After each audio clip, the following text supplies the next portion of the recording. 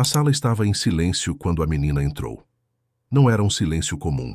Era o tipo de silêncio que pesa no peito, que faz o ar parecer mais denso, como se cada pessoa ali estivesse prendendo a respiração ao mesmo tempo. O juiz ergueu os olhos dos papéis que tinha à frente, e por um instante pareceu não entender o que estava vendo. Ele piscou. Depois olhou para os lados, como se esperasse que alguém explicasse o que estava acontecendo. A menina tinha 11 anos, talvez 12. Era difícil dizer. Usava um vestido azul marinho simples, um pouco grande demais, e carregava uma pasta de papelão nas mãos. O cabelo estava preso em um rabo de cavalo que alguém tinha feito com cuidado, mas não com habilidade. Ela caminhou até a frente da sala, com passos pequenos e firmes, sem olhar para ninguém. O advogado da outra parte se virou na cadeira, incrédulo. Cochichou algo para o assistente ao lado. O juiz bateu o martelo uma vez, só para recuperar o controle da sala. "Onde está o advogado da defesa?" perguntou ele com a voz grave e cansada de quem já viu muita coisa, mas não aquilo. A menina colocou a pasta sobre a mesa. Abriu devagar. Tirou de dentro uma folha de papel dobrada e a segurou com as duas mãos, como se fosse a coisa mais importante do mundo. Então ela levantou o rosto. "Eu sou a advogada da minha mãe." A frase saiu clara, sem tremor, sem hesitação. O juiz ficou imóvel. Depois franziu a testa.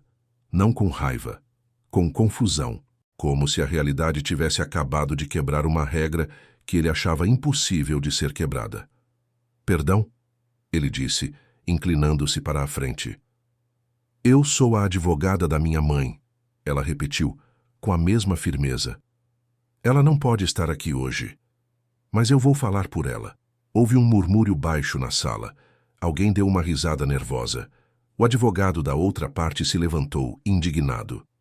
"Com o devido respeito, meritíssimo, isso é um absurdo. Uma criança não pode representar ninguém em um tribunal. Isso não tem precedente, não tem lógica. E, francamente, é um desrespeito ao processo." O juiz não respondeu imediatamente. Ele continuou olhando para a menina. Ela não desviou o olhar. Havia algo naquele rosto que ele não conseguia ignorar. Não era teimosia, não era ingenuidade. Era outra coisa. Algo mais profundo. Algo que fazia com que ele não conseguisse simplesmente mandar ela embora. "Então é como você se chama?" ele perguntou com uma voz mais suave. "Laura." "Laura." Ele repetiu o nome devagar, como se estivesse testando o peso dele. "Você entende o que está acontecendo aqui hoje?" "Sim." "Você sabe que este é um tribunal, que aqui se decide sobre coisas sérias, sobre a vida das pessoas?" "Eu sei." Ela abaixou o olhar para o papel que segurava. "Por isso eu estou aqui." O juiz se recostou na cadeira, passou a mão pelo rosto, olhou para o advogado da outra parte, que ainda estava de pé, visivelmente irritado. Olhou para o escrivão, que parecia tão perdido quanto ele. Depois voltou a olhar para Laura. "Onde está sua mãe?" "Trabalhando." "Trabalhando?" O juiz ergueu uma sobrancelha. "Ela sabe que tinha que estar aqui hoje?" "Ela sabe. Mas ela não pode parar de trabalhar. Se ela parar, a gente não come." A sala ficou ainda mais silenciosa. O tipo de silêncio que não é só ausência de som. É presença de peso, de constrangimento, de algo que ninguém sabe como lidar. O advogado da outra parte cruzou os braços. "Isso não muda nada, meritíssimo. A ausência da parte não pode ser compensada por uma criança. Isso é ridículo." O juiz levantou a mão pedindo silêncio. Ele continuou olhando para Laura. "Você trouxe algo para me mostrar?" Laura assentiu. Abriu a pasta novamente e tirou um caderno. Era um caderno velho, com a capa desgastada e páginas amareladas. Ela o segurou com cuidado, como se fosse frágil. "Eu trouxe isso." "O que é?" "Tudo que eu aprendi. Tudo que minha mãe me contou. Tudo que eu vi." O juiz estendeu a mão. Laura entregou o caderno. Ele abriu na primeira página. Havia letras pequenas, escritas com caneta azul.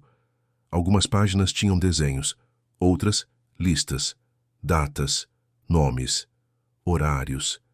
Ele folheou devagar. A cada página, sua expressão mudava, ficava mais séria, mais tensa. Ele parou em uma página específica, leu em silêncio. Depois fechou o caderno e olhou para Laura outra vez. Você fez isso sozinha? Sim. Por quê? Porque ninguém mais ia fazer. O juiz ficou em silêncio. Depois, com um movimento lento, colocou o caderno sobre a mesa à sua frente. Respirou fundo. E então, com uma voz que ninguém na sala esperava ouvir, ele disse: Está bem. Vamos ouvir o que você tem a dizer. O advogado da outra parte não acreditou no que ouviu. Meritíssimo, com todo o respeito, isso é inaceitável. A lei não permite que uma criança atue como representante legal. Isso invalida o processo inteiro.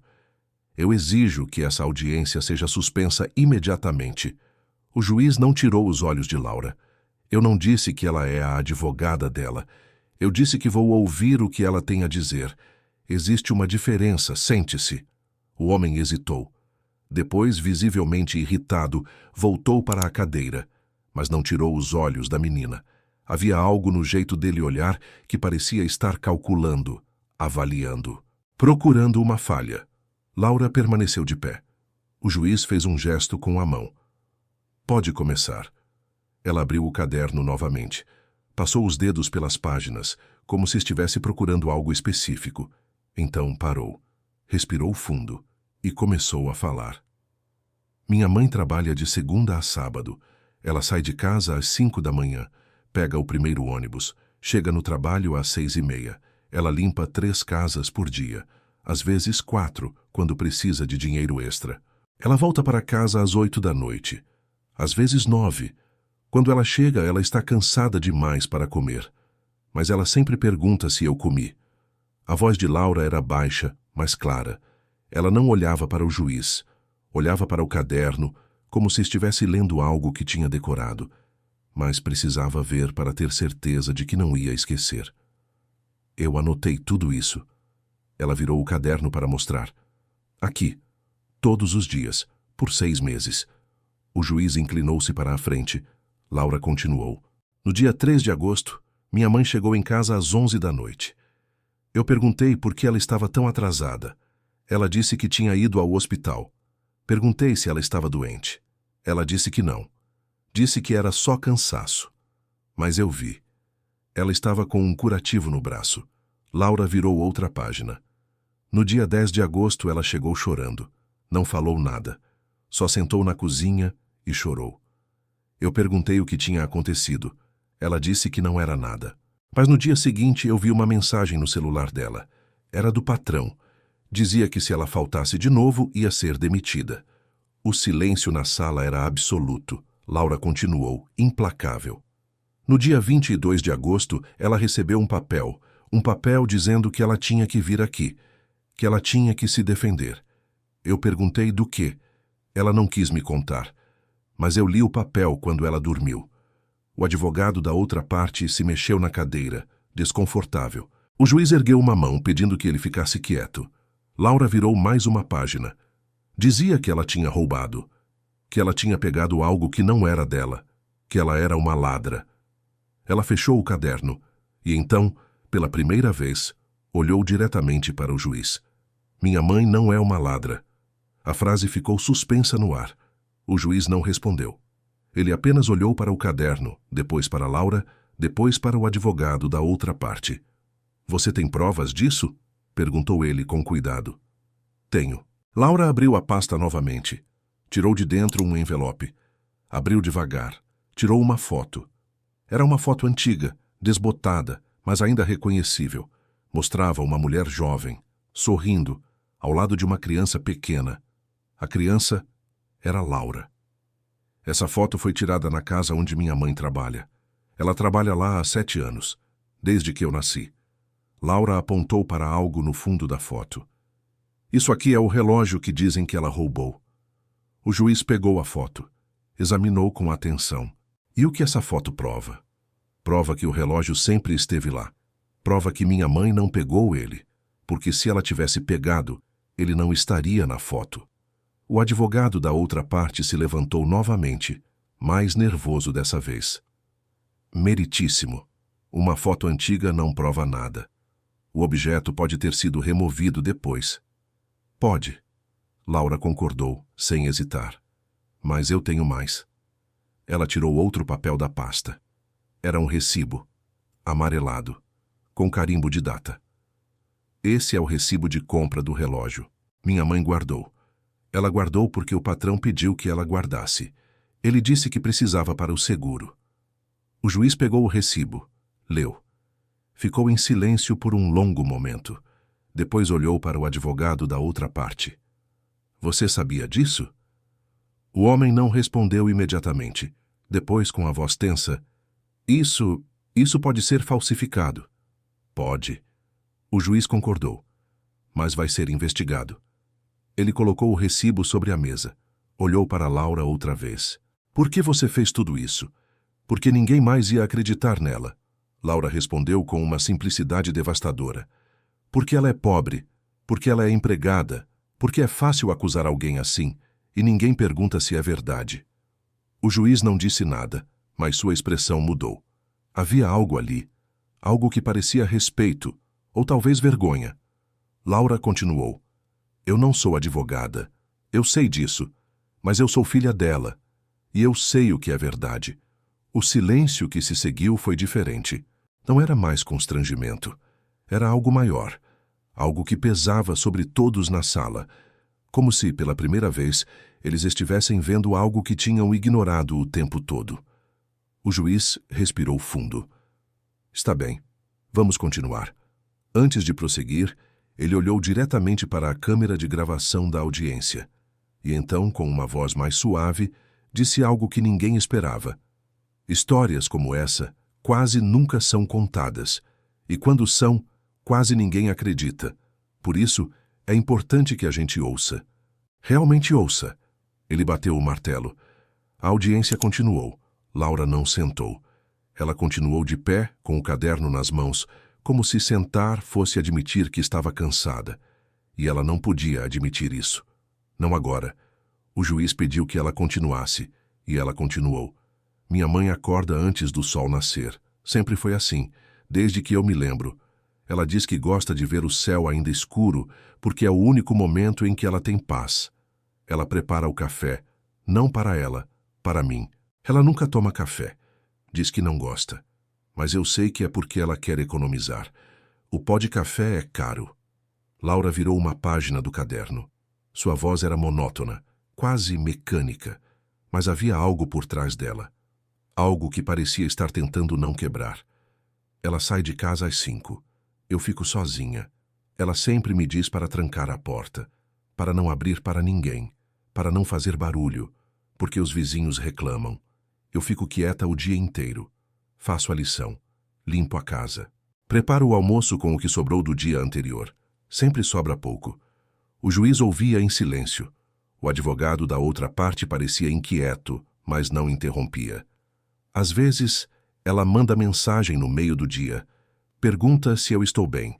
Eu sempre respondo que sim, mesmo quando não estou, porque eu sei que se eu disser que não, ela vai ficar preocupada. E quando ela fica preocupada, ela comete erros. E quando ela comete erros, ela é demitida. Laura pausou, respirou fundo. Continuou. No dia 17 de setembro, ela chegou em casa e não conseguiu abrir a porta. Eu ouvi ela do outro lado tentando colocar a chave na fechadura. Demorou 5 minutos. Quando ela finalmente entrou, eu vi que ela estava tremendo. Perguntei se ela estava com frio. Ela disse que estava só cansada. Mas eu vi que ela não conseguia segurar a xícara direito. A mão dela tremia tanto que o café derramou na mesa. A voz de Laura começou a falhar. Ela parou, olhou para o teto, piscou várias vezes. Depois voltou a olhar para o caderno. Eu perguntei se ela tinha comido. Ela disse que sim, mas eu sabia que era mentira, porque ela sempre mente sobre isso. Ela diz que comeu no trabalho. Mas eu vejo a marmita dela quando ela volta. Está cheia. Ela não come. Ela guarda para mim. O juiz baixou a caneta que estava segurando. Ele não escrevia mais, apenas ouvia. Ela trabalha na casa de um homem rico, muito rico. A casa tem 3 andares. Tem piscina, tem jardim, tem 3 carros na garagem. Minha mãe limpa tudo, sozinha, todos os dias. Ela limpa os banheiros, limpa os quartos, limpa a cozinha, limpa as janelas, lava a roupa, passa a roupa, prepara a comida, serve a comida, lava a louça, tira o lixo. Laura virou outra página. Ele paga R$ 300 por semana. Minha mãe trabalha 6 dias. Isso dá R$ 1.200 por mês. O aluguel da nossa casa é 600. A luz é 150. A água é 80. O gás é 100. Sobra R$ 270 para comida, remédio, escola, transporte. Ela faz durar. Eu não sei como, mas ela faz. O silêncio na sala era pesado como chumbo.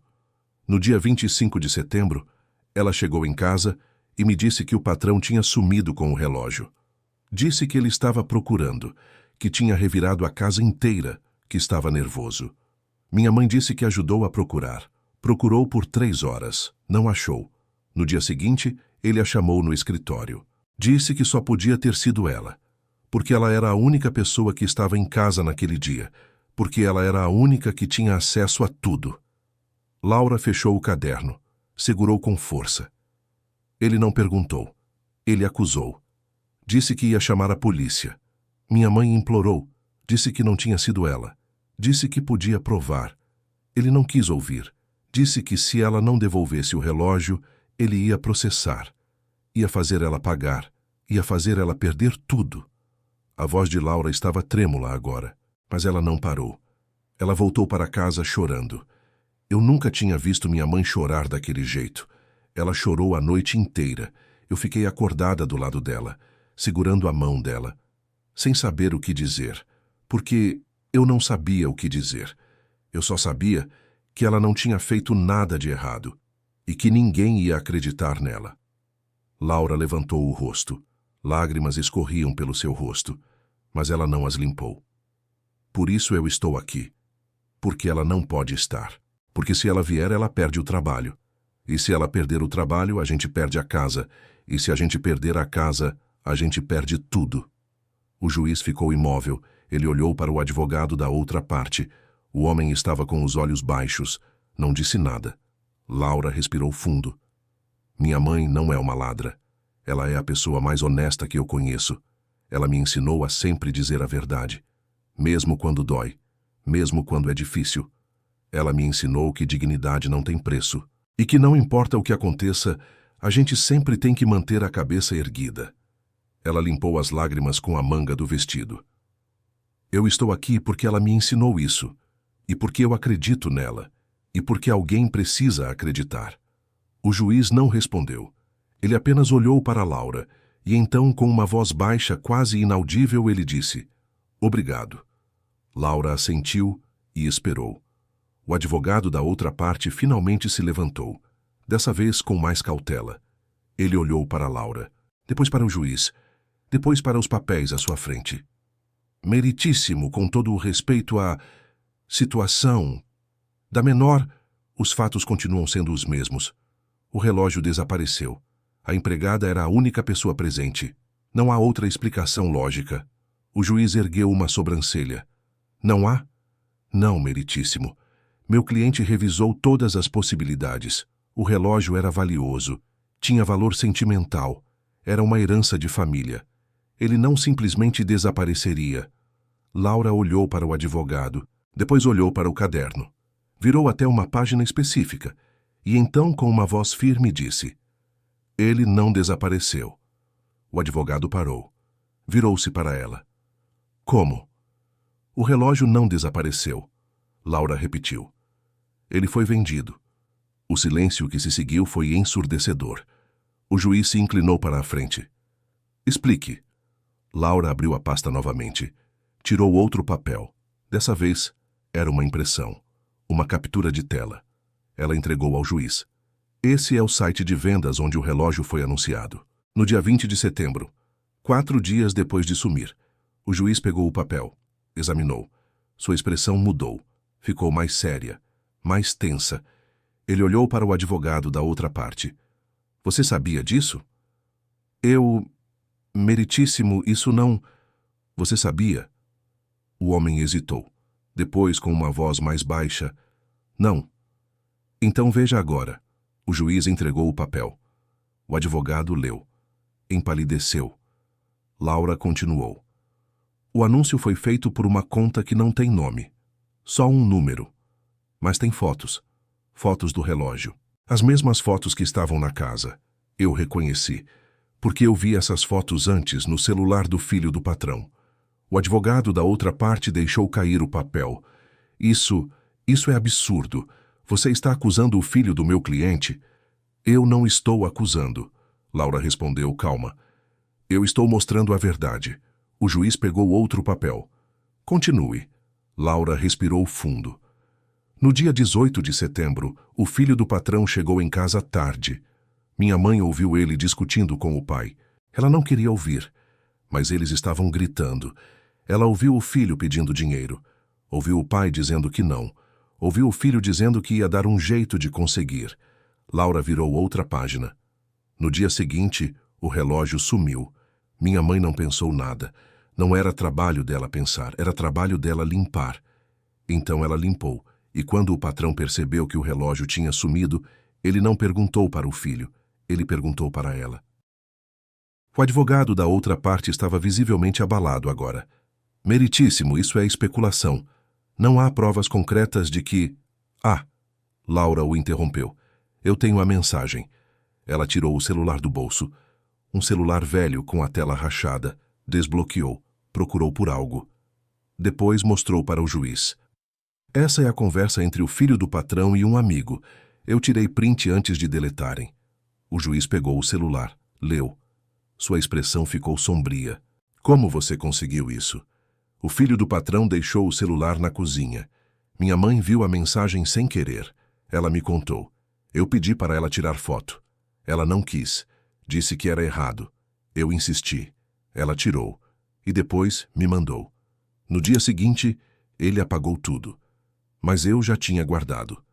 O juiz leu a mensagem em voz alta. Consegui 1.500. Vou te pagar amanhã. O velho nem vai perceber. Ele pausou. Olhou para o advogado. Você ainda acha que foi a empregada? O homem não respondeu.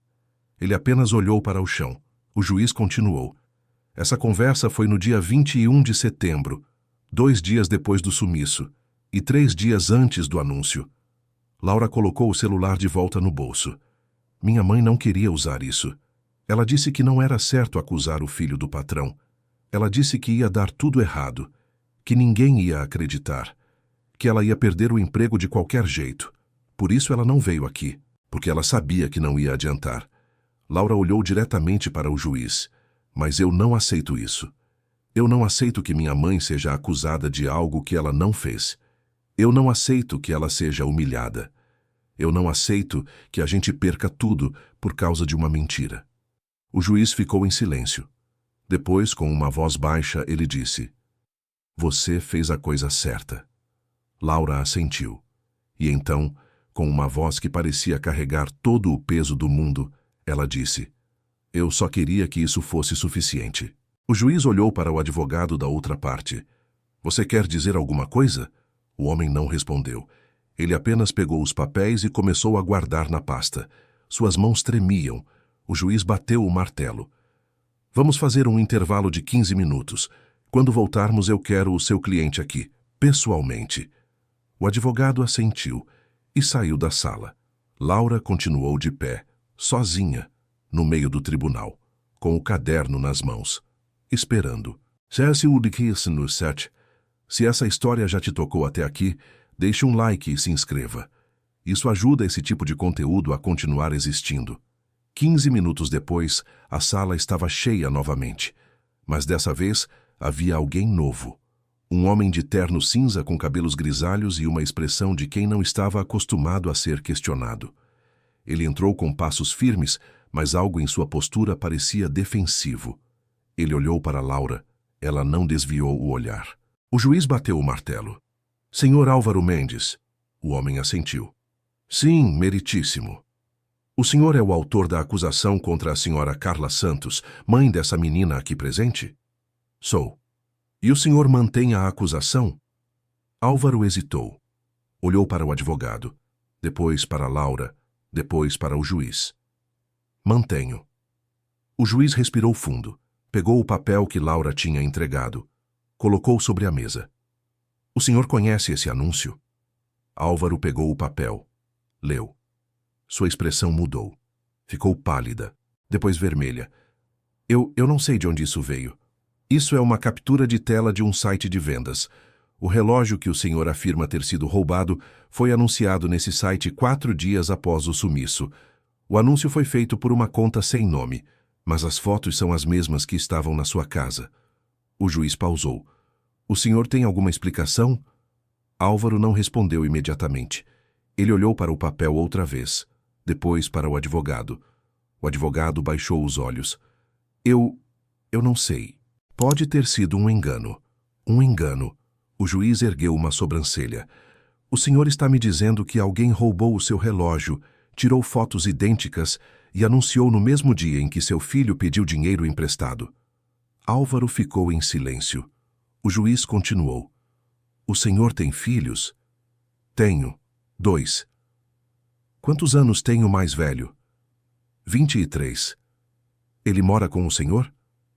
Mora. Ele estava em casa no dia do sumiço? Álvaro hesitou. Estava. Que o senhor perguntou a ele se ele sabia de alguma coisa? Perguntei. Ele disse que não. E o senhor acreditou? Acreditei. Por quê? Álvaro pareceu confuso. Porque ele é meu filho. O juiz se recostou na cadeira. Olhou para Laura. Depois, para Álvaro. O senhor acreditou no seu filho, mas não acreditou na sua empregada. São coisas diferentes. São? O juiz inclinou-se para a frente. Por que são diferentes? Álvaro não respondeu. O juiz continuou. A senhora Carla Santos trabalha para o senhor há 7 anos. 7 anos. Ela nunca faltou sem avisar. Nunca roubou nada. Nunca deu motivo para desconfiança. Mas o senhor acreditou, sem questionar, que ela era culpada. Por quê? Álvaro começou a gaguejar. Eu não sei. Eu precisava de alguém para culpar. E ela estava lá. O juiz completou. Ela estava lá. E era fácil. Porque ela é pobre. Porque ela é empregada. Porque ela não tem como se defender. Álvaro baixou a cabeça. O juiz pegou outro papel. Era a conversa que Laura tinha mostrado. O senhor reconhece esse número? Álvaro olhou. Engoliu seco. Reconheço. De quem é? Do meu filho. E essa conversa? O senhor sabia dela? Não. O senhor perguntou? Não. Por quê? Álvaro ficou em silêncio. Depois, com uma voz baixa. Porque eu não quis saber. A frase ficou suspensa no ar. Pesada. O juiz colocou o papel sobre a mesa. O senhor não quis saber. Porque era mais fácil acusar alguém que não podia se defender. Alguém que dependia de você. Alguém que você sabia que ia ficar quieta. Álvaro não respondeu. Mas suas mãos tremiam. O juiz olhou para Laura. Essa menina veio aqui, sozinha, com um caderno, com provas, com coragem. Ela fez o que o senhor deveria ter feito. Ela procurou a verdade, não porque era fácil, mas porque era certo. Laura continuou de pé, imóvel, mas suas lágrimas escorriam silenciosas. O juiz voltou a olhar para Álvaro. O senhor vai retirar a acusação? Álvaro ficou em silêncio. Depois, com uma voz trêmula, vou. E vai pedir desculpas? Álvaro olhou para Laura. Ela o encarou. Ele baixou os olhos. Vou. O juiz bateu o martelo. A acusação está retirada. A senhora Carla Santos está livre de qualquer imputação. E o senhor Álvaro Mendes vai arcar com todas as custas do processo. Além disso, vai pagar uma indenização por danos morais no valor de R$ 10.000. Álvaro empalideceu. Mas nada. O juiz o interrompeu. O senhor destruiu a reputação de uma mulher honesta, humilhou, ameaçou e fez isso porque era conveniente. Agora vai pagar, não só com dinheiro, mas com a consciência de que foi uma criança de 11 anos que teve que fazer o que o senhor não teve coragem de fazer. Procurar a verdade. Álvaro não respondeu. Ele apenas levantou e saiu da sala, cabisbaixo, derrotado. Laura continuou de pé. O juiz olhou para ela. Você pode sentar agora. Ela assentiu, mas não sentou. Ela apenas segurou o caderno com mais força. E respirou. Pela primeira vez em muito tempo, ela respirou fundo. 3 meses depois, Laura estava sentada na cozinha de casa. A mesma cozinha pequena, com a mesa de fórmica desgastada e a geladeira que fazia barulho. Mas algo era diferente. Havia comida na geladeira. Não muito, mas o suficiente. Sua mãe entrou pela porta, cansada como sempre, mas com um sorriso. Um sorriso pequeno, mas real. Como foi a escola? Ela perguntou, tirando os sapatos. Foi boa, Laura respondeu, olhando para o caderno à sua frente. A professora disse que eu fui bem na prova de português. A mãe sorriu mais. Eu sabia. Ela se sentou ao lado de Laura. Ficou em silêncio por um momento. Depois, com uma voz baixa, eu nunca te agradeci direito. Laura olhou para ela. Por quê? Por ter ido lá, por ter falado, por ter feito o que eu não tive coragem de fazer. Laura segurou a mão da mãe. Você teria feito, se pudesse. A mãe balançou a cabeça. Não. Eu teria ficado quieta, eu sempre fico quieta. Porque é mais fácil, porque é mais seguro. Mas você não ficou quieta. E isso mudou tudo. Laura não respondeu. Ela apenas apertou a mão da mãe. A indenização tinha sido paga. 10 mil reais.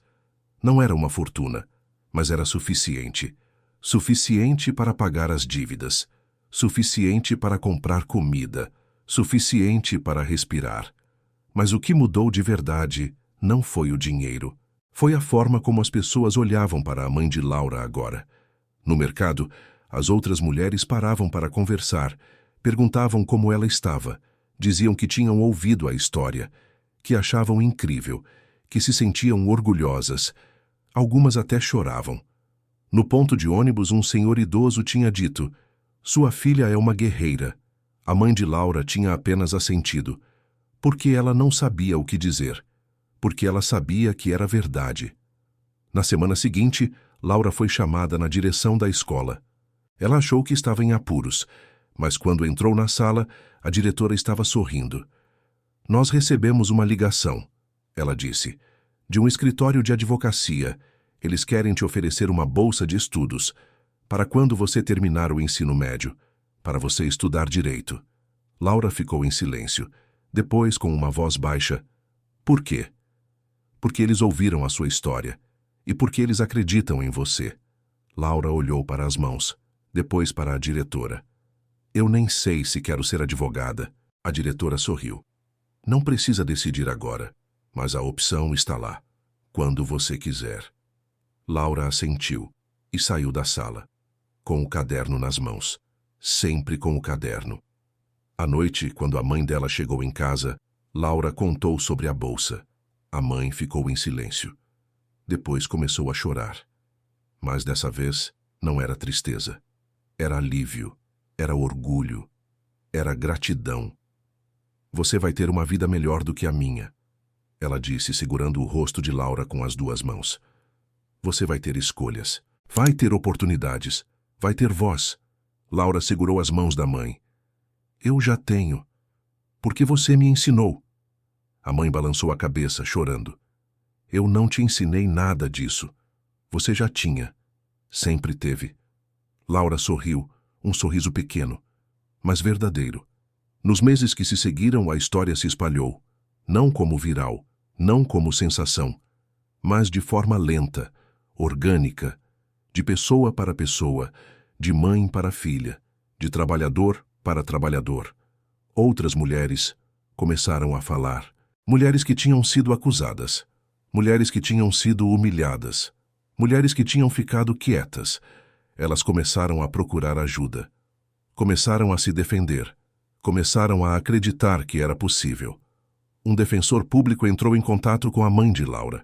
Disse que queria criar um projeto para ajudar trabalhadores domésticos que eram acusados injustamente.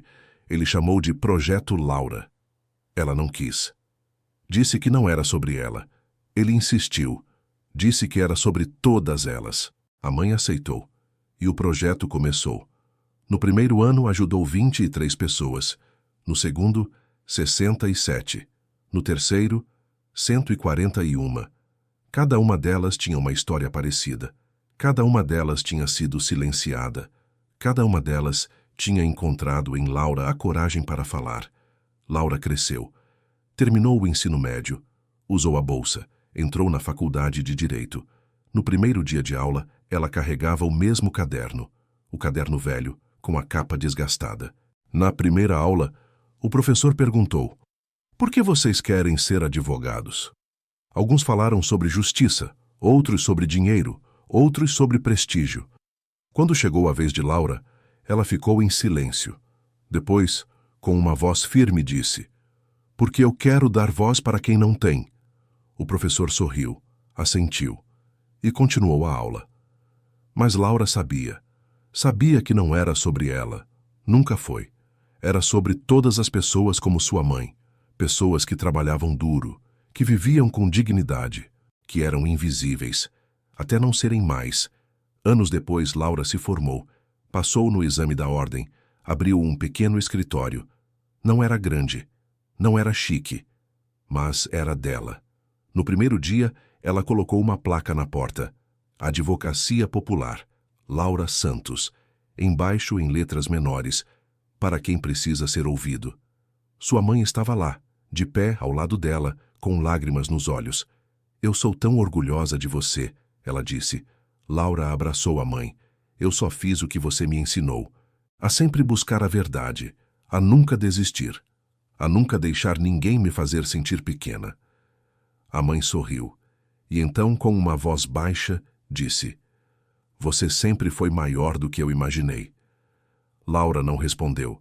Ela apenas olhou para a placa, e depois para o horizonte, e pensou em todas as pessoas que ainda precisavam de voz, de todas as crianças que ainda precisavam de coragem, de todas as mães que ainda precisavam de justiça, e ela soube.